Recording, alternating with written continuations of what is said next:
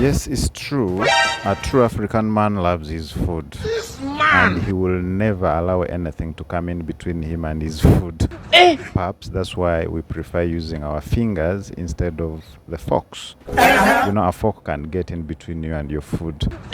You see, our love for food will always dictate that in Africa we don't marry wives, we simply marry good cooks. And right from a tender age, girls are trained that the shortest route to a man's heart is through his stomach. That is a miracle. Now, where is the problem? The problem is that we have imported almost everything from the West, including obesity.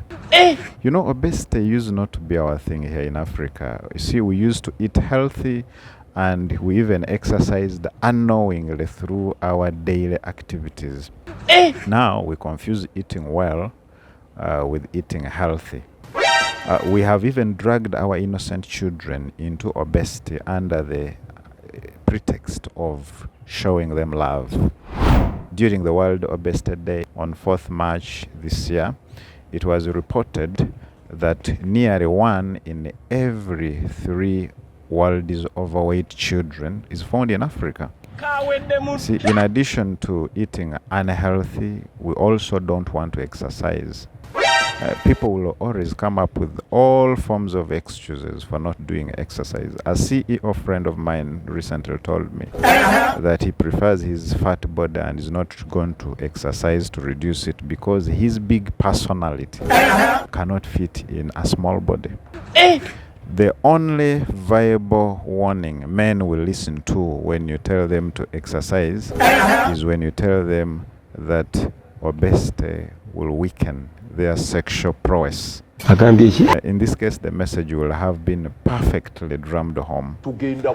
Next to that is maybe when the government introduces a tax for any person who weighs above 70 kilograms, including parents whose children weigh over 40 kilograms.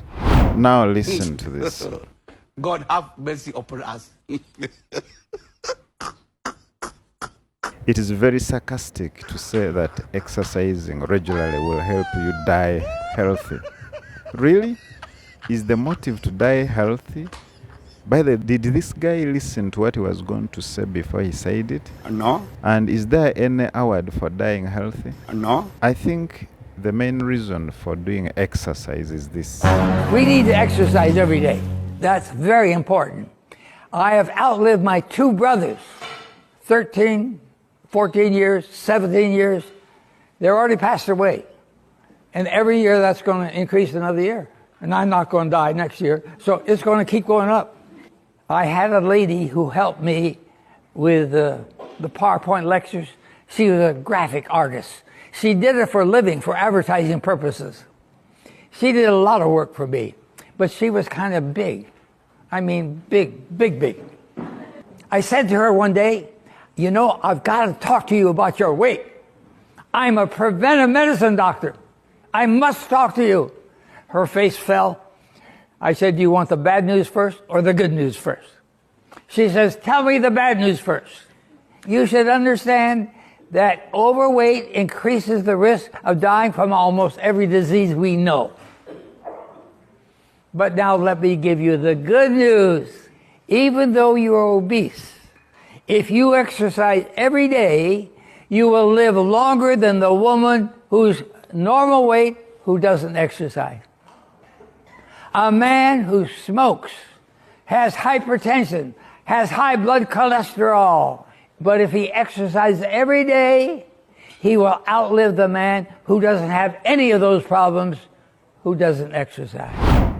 The first challenge with exercising is that as you celebrate the loss of weight this week, weight catches up with you again the following week. So especially when you stop doing exercises. You see, exercises shouldn't be an event, but a lifestyle.